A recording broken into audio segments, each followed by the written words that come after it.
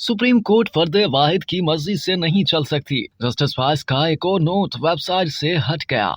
Civilians के military trial के खिलाफ दरख्वास्तों पर 9 रुकनी लार्जर बेंच के मामले पर सुप्रीम कोर्ट के सीनियर तरीन जज जस्टिस काजी फाजीसा का नोट अदालत की वेबसाइट पर अपलोड करने के कुछ देर बाद ही हटा दिया गया। 30 सफात पर मुश्तमिल अपने नोट में जस्टिस काजी फाजीसा ने 9 रुकनी बेंच पर एतराजात उठाए थे। जस्टिस काजी फाजीसा ने अपने नोट में लिखा कि जब से मेरी तैनाती अदालत उज़्मा में हुई तब से आज तक कभी किसी मुकदमे की समाअत से गुरेज नहीं किया, न कभी रजिस्ट्रार ऑफिस को किसी नौयत का मुकदमा लगाने या ना लगाने का कहा। हमेशा कोशिश रही कि मुकदमे के हर फरीक को एक नजर से देखूं और हर फैसला एक ही पैमाने से आईन और कानून के मुताबिक करूं। आज तक चीफ जस्टिस पाकिस्तान ने मेरे मौक़िफ़ की तरदीद नहीं की, बल्कि हुजूर ने तो जवाब देना भी गवारा नहीं किया। जस्टिस काजी फाइज ईसा का नोट पहले भी एक मुकदमे में अपलोड होने के बाद वेबसाइट से हटाया गया था। इससे पहले जस्टिस काजी ईसा का 6 रुकनी बेंच को गैर कानूनी करार देने का नोट हटाया गया था। सुप्रीम कोर्ट के जज जस्टिस काजी फाइज ईसा ने 184/3 के रूल्स बनाने तक मुकदमात मुलतवी करने का हुक्म दिया था। जस्टिस फाइज ईसा ने यह हुक्म हाफिज कुरान को इजाफी नंबरों के अज़खुद नोटिस में दिया था। अदालती हुक्म को रजिस्ट्रार के सर्कुलर के जरिए और बादजा 6 रुकनी बेंच ने रिकॉल किया था। नोट में कहा गया था कि पूरी सराहत से कहता हूं कि सिविलियन के मिलिट्री ट्रायल के खिलाफ मुकदमे से खुद को दस्तबरदार नहीं कर रहा। Supreme court practice and procedure act की मुअत्तली के बाद से अदालत में नहीं बैठा। अब अगर मैं ये मुकदमा सुनूं तो मैं अपने आईनी और कानूनी मौक़िफ़ की खिलाफ वर्जी करूंगा। आज दिन तक चीफ जस्टिस ने मेरे मौक़िफ़ की तरदीद नहीं की, बल्कि हुजूर ने तो जवाब देना भी गवारा नहीं किया। मुझे इदराक है कि चीफ जस्टिस ने अपने साथियों को बिला वजह गैर जरूरी कश्मकश में उलझा दिया है। मुझे नाचीज की राय में अदालत उज़्मा के सरबराह को ऐसा नहीं करना चाहिए। जस्टिस फाइज ईसा के नोट में कहा गया कि अदालत उज़्मा जैसा आईनी इदारा फर्द वाहिद की मर्जी से नहीं चल सकता। Supreme court practice and procedure act का इतलाक चीफ जस्टिस और 2 सीनियर जजेस पर होता है। जस्टिस तारिक मसूद ने भी शुरू में किसी बेंच में बैठने से किनारा कशी इख्तियार की।